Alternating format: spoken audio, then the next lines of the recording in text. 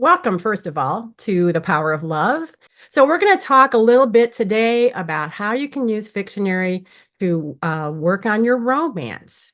And in case you don't know who I am, if you're new, if you're not new, you probably are kind of sick of seeing me, but I'm because I'm around all the time. But my name's Linda O'Donnell, and I'm a Fictionary certified story coach editor, and I'm also a Fictionary certified instructor. And I'm also an ACES certified copy editor. So you could say that I love words. I'm also a writer, and that's actually what brought me to Fictionary. And everything I write has a happily ever after, whether it's a mystery, whether it's a romance, whether it's a thriller, it's happily ever after. That's my jam. So you've come to the right place if you agree with that. So, before we dive right in, I just want to give you a few facts about romance. First of all, it is the best selling genre. If you're still on the fence about writing a romance, you really need to think about this. In 2022, they had a 52% increase in the hardcover sales of romance books. And there was a $1.5 billion worth of sales of romance novels. So my take on that is if you can write a romance and write it well, you've got a good shot at getting a piece of that very large pie. And the other thing about romance is there's a difference between love stories and romance. Think about Titanic or Romeo and Juliet or The Notebook or The Fault in Our Stars. These are all stories about two people who meet and they fall in love, but they lack one important thing, and that is the happily ever after, or in some cases, you could do a happy for now. Romance readers are very loyal to the genre because they know that no matter what you throw at those characters, they're going to get that happy ending. So they'll stick with you through all those really tough moments that you're making your love interest go through because they know at the end they're going to get that swoon moment, and that's what makes them happy. So if you're going to market your book as a romance, make sure that you provide that happily ever after or that happy for now, or you're going to have some really unhappy readers. So, where do we start with writing a romance? So, some of you already have ideas, some of you have already started on your stories. If you're like me, you've got stuff bouncing around in your head all the time. My phone, I've probably got 20 phone ideas in my notes app. Um, but if you don't have any ideas and you think, well, I really like to write a romance, but I don't know where to start. One of the first things you can do is start with some prompts. There's writing prompts out there. Lots of websites have writing prompts, and I am actually working on a blog post that's coming out soon that's all about writing prompts for romance. So you'll see that here in the Fictionary community fairly soon. But think about prompts because there's all kinds of ideas out there that you may not have even thought about. Then the other thing is we're going to look at this in the next slide, but employ the Fictionary outline. If you're new to Fictionary, there's some really great outlines out there. Even if you're not much of a plotter, you'll get some really great ideas about what kinds of scenes you should have in your romance or any other genre that you're writing. And there's also these games that I put on this slide. I actually have this one that's right here, and it's called the Storymatic. And it's got cards. And so you'll pick a card, and one will give you an idea who your protagonist is, and another one will give you an idea of what the setting is, and another one will give you an idea of what the plot twist is, or the trope, which we're going to talk a little bit about that. And some of you, if you're like me, you may be a pantser or otherwise known as a discovery writer. You just sit down and you just kind of just spill. Everything just kind of flows out of you. But I will admit that since I found Fictionary, I've kind of started evolving a little bit more into a plantser. I don't know if I'll ever be a complete plotter, but I've seen the benefit of at least thinking through my ideas and maybe coming up with just a little bit of structure before I spill my guts. But whatever works for you, I am not here to tell you that you need to do it one way or another. Just get it on the page and then you'll figure it out. Okay, so the first thing I want to do, if you're familiar with Fictionary, you know about this. If you're not, let me just tell you a little bit about it.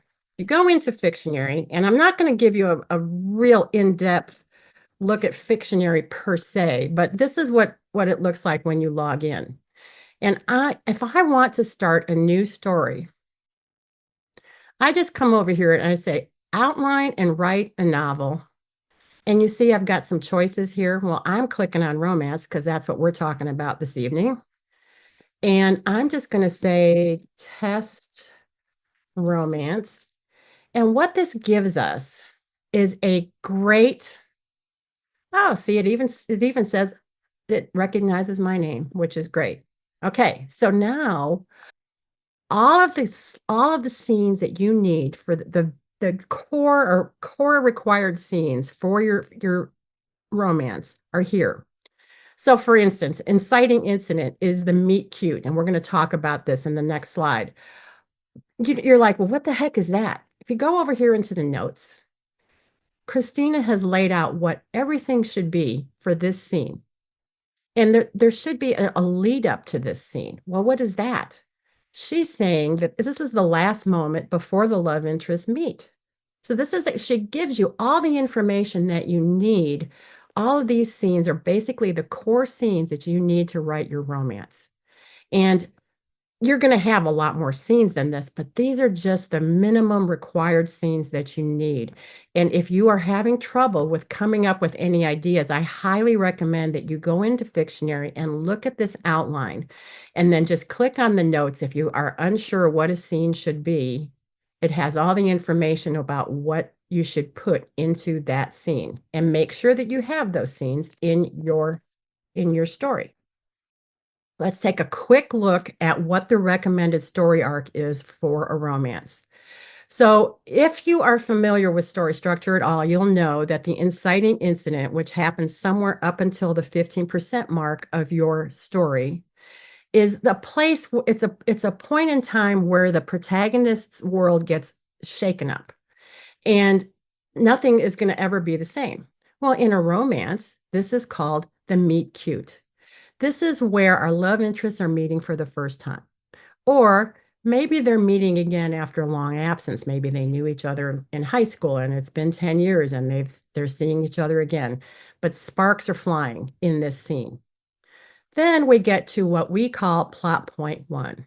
And in this part, the love interest, or at least one of them, acknowledges that they have an attraction to that other person. Maybe they're not super thrilled about it. Maybe they're, just down on love. Maybe they've had a bad experience and they don't want to be attracted to somebody else. Or maybe they don't have time for it. They're so focused on their career, their jobs, their family, whatever. They don't have time. Love is just the last thing that they want. Or maybe they're super excited about it. In any case, they are consciously aware of their attraction to that other person. By the time we get to the middle, this relationship has progressed, but they still don't really have an idea of what's to come. They may be experiencing a false victory. They think that their relationship, this romance, is just fine. They don't realize that there's some complication that's brewing that's about to blow it up. Or there's a false defeat. Maybe they're already thinking, oh, maybe he's cheating on me and I'm just going to go ahead and break up with him. I've made this incorrect assumption about that person. Well, no, but it does lead to that dark moment. And just like in every other genre, no matter what kind of story structure that you have followed before, the plot point two is that dark moment. It's typically in a romance a breakup. Not always. It can be a separation or some other blow to the relationship, but just like in other genres, this is the low point for the protagonist. But luckily for us romance lovers, we get that declaration of love in the climax. Our happily ever after moment happy for now. It has to be one of those, but that's what keeps your romance readers loyal to the genre and wanting to read more of what you write because they know you're going to deliver that happy ending. Okay, so let's talk now about the things that are so important to any story, but especially in a romance, we need to have tension and conflict. They are vital. So let's remember what the difference is between tension and conflict. Tension is the threat of something happening. The clouds are moving in, the wind is picking up. But conflict is the actual difficulty. It's the storm is here. It's what causes your hero and or heroine or your two main characters to be at odds with each other right off the bat. It keeps them from being too comfortable too soon. So how do you tap into this? Well, you have to create problems. Imagine how boring your story would be if your characters never encountered any issues. It wouldn't be real, for one thing, and it would just be, not much of a challenge for your readers to read. So you have to have this short-term and long-term conflict, and we're going to talk about what the difference is. But you want your readers to have something that makes it hard for your protagonist and the love, the two love interests to get together. They have to have hardships and obstacles, and that will like make your readers root for them. So, how do you create issues? Well, let's talk about short-term conflict in a romance. First of all, it's an external thing. This is usually an event that puts the couple in conflict and causes maybe their initial disagreements. And so I'm going to give you some examples. They dislike each other, maybe right off the bat, and they get assigned to work together, which is like, you know, um, not fun, right? To work with somebody that you can't stand. Maybe they are going for the same promotion, even. That would cause some conflict, right? Or how about he works for the company that's trying to buy the family Christmas tree farm that she's trying to keep afloat? Think Hallmark movies. Or maybe they've both inherited a share of a house. One of them wants to keep the house and restore it, and the other one wants to sell it.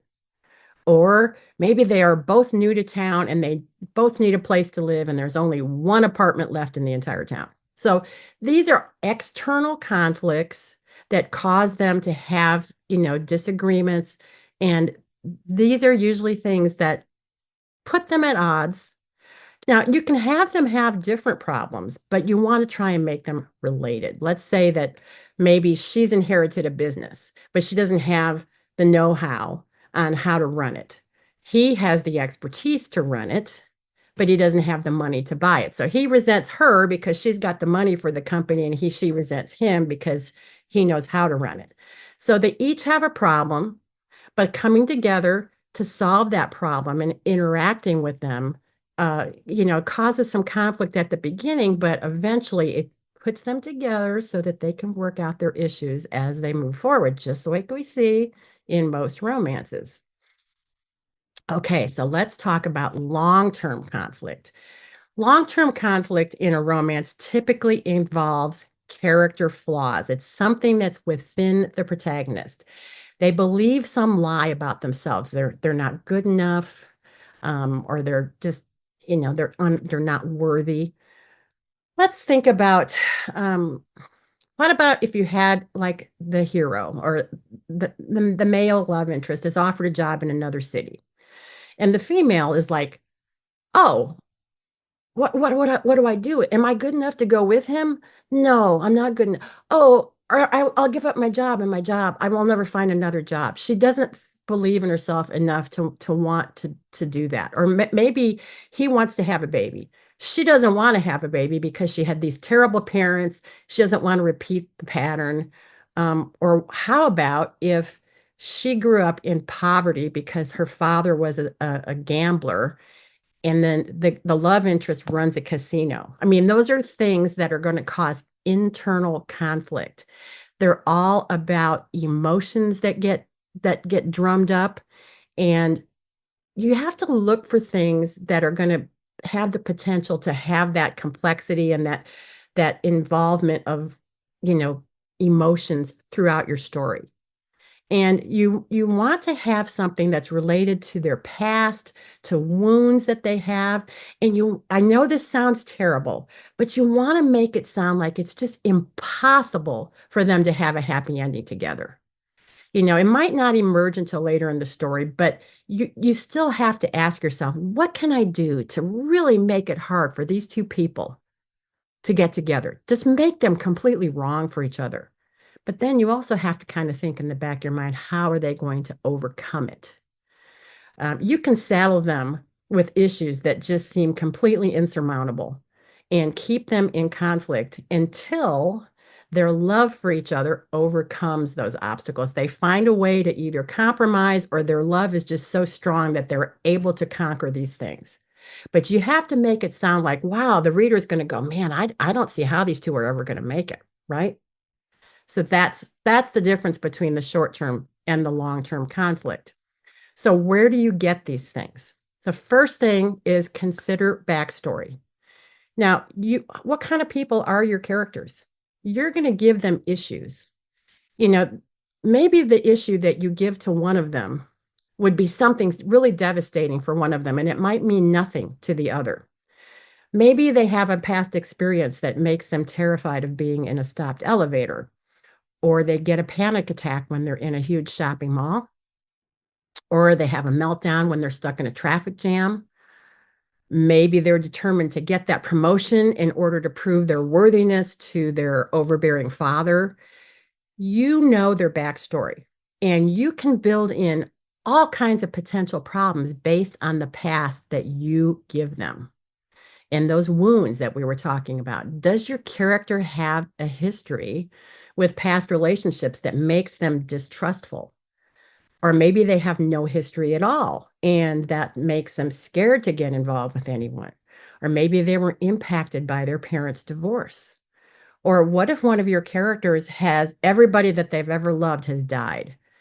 I mean, it's extreme, but you don't, you can make it whatever you want it to be. Now, the only thing I will caution you about is you don't really want to spell out every detail of the backstory because that's kind of info dumping, and we'll talk about that in another class, but you as the author know those things, and you can reveal them just slowly and surely, just when it comes out, that, "Oh, I can't go to the mall because I just get afraid in those big places." Just have it kind of come out. You don't have to, like, give their whole life story. And you can also use flashbacks because sometimes when you wanna show why somebody's afraid to go to the mall, you can kind of give a little flashback as to what happened that caused that. So by going back in time and showing your readers what your characters have lived through, you're gonna give them that depth. This is gonna make your characters people that your readers are gonna really relate to. They become more than just these characters on a page. They've got personalities, they've got their voice, they've got real traits that people can understand and relate to. And the thing is you're gonna show their growth. At the beginning, when they react to things that happen in a certain way, it shows us who they are at the beginning of your story. But then as they continue to go through the story and they start reacting to things in different ways, we see their growth. So you're bringing your characters to life as you show their real life dialogue and you show the actions that they take and you show how those change over the course of the story. And that backstory and that flashback are all important in showing who your characters are at different parts of the story. So then let's talk about tropes. They are such a great way to build in tension and conflict. Now, if you don't know what tropes are these like commonly recognized and understood, basically storylines that they're used over and over in stories of all types. So like in a romance, for instance, you might have a love triangle. It could be that your protagonist can't decide between two love interests. Or there could be a fake relationship. Oh, I'll pretend to be your girlfriend so that you can get your inheritance and I can get my father off my back because I'm not dating. Or you could have enemies to lovers, that two people that start out hating each other and they end up falling in love. Hidden identities. You've got a millionaire who goes undercover because he wants to find out who really likes him for who he is and not for his money. I mean, there's all kinds of them. I'm going to point out a couple of books later on about tropes, but these are tried and true storylines that are used over and over in romance. And you can put your own twist on it, put your spin, mash them together, take several of them, and you can build in tension and conflict right off the bat. I mean, imagine if your inciting incident is one of these things. Like they hate each other right off the bat, and yet they're attracted. So that's like tension right there. Oh, I can't stand how good looking he is. Oh, I can't stand how charming she is. This is built in tension right off the bat using tropes.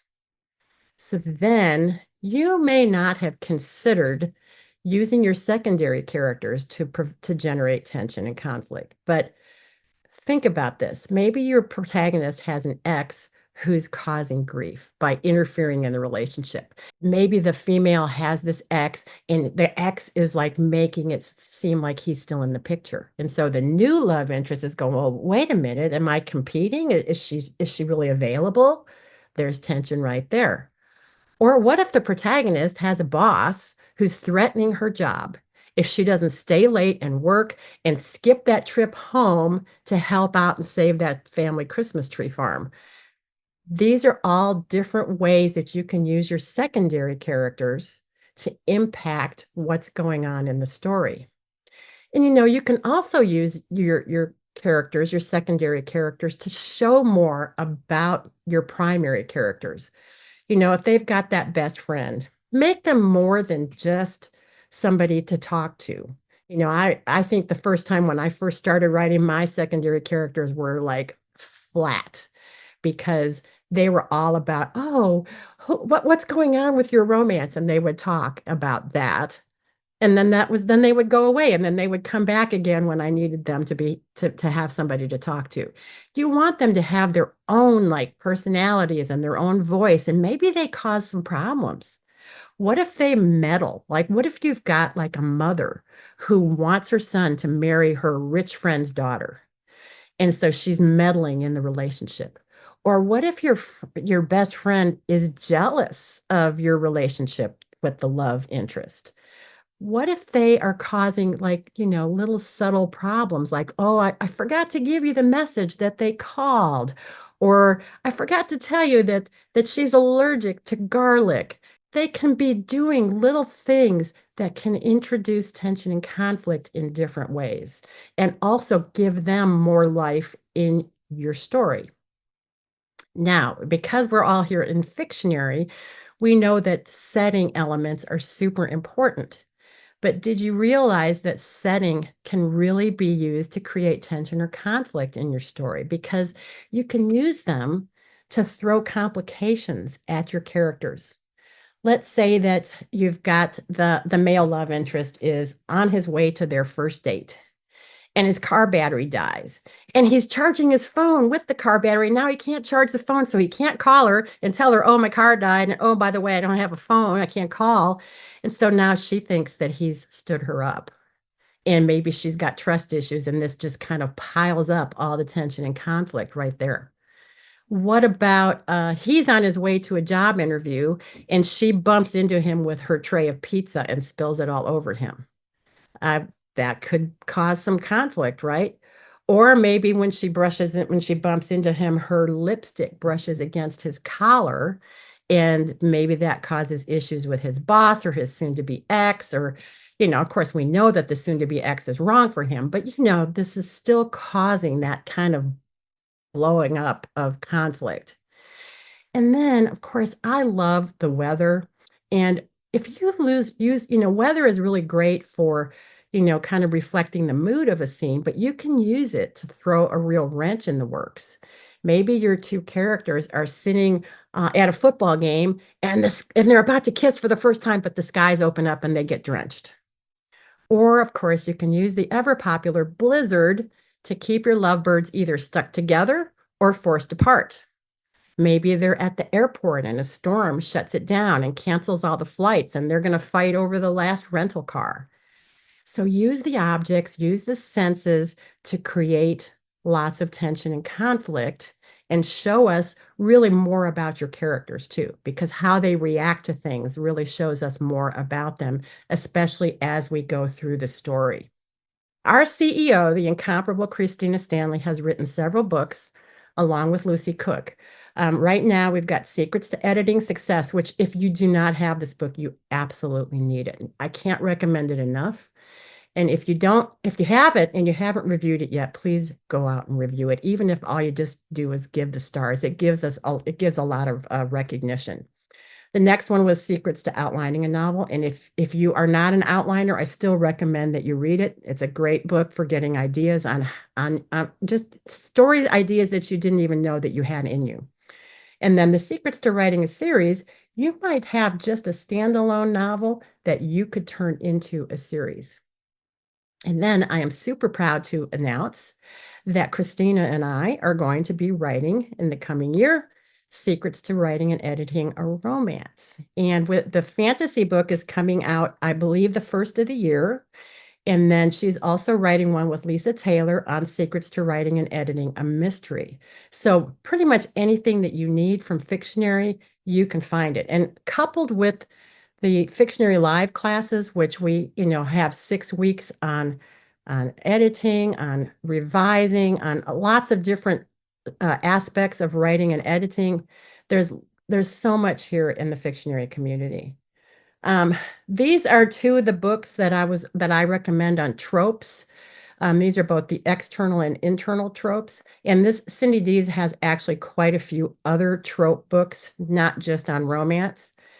And then the other book that I highly recommend for any romance writer is this one called On Writing Romance by Lee Michaels. That's kind of where I went with this class. We've got lots of other stuff to talk about. We're going to be doing a lot of these 30-minute sessions in 2025. As a matter of fact, I think we've got a new one coming out next month, and then we'll have a bunch more. And then I'll be teaching the Fictionary Live romance classes next year.